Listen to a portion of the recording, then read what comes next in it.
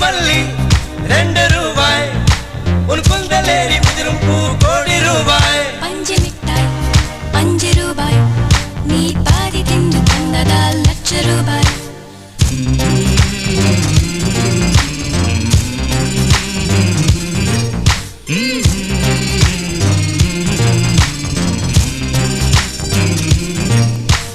காதலிக்கும் பெண்ணின் கைகள் தொட்டு நீட்டினால் சின்ன தளர் கூட தங்கந்தானே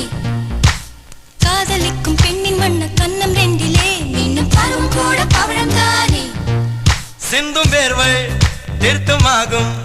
சின்ன பார்வை மோட்சமாகும்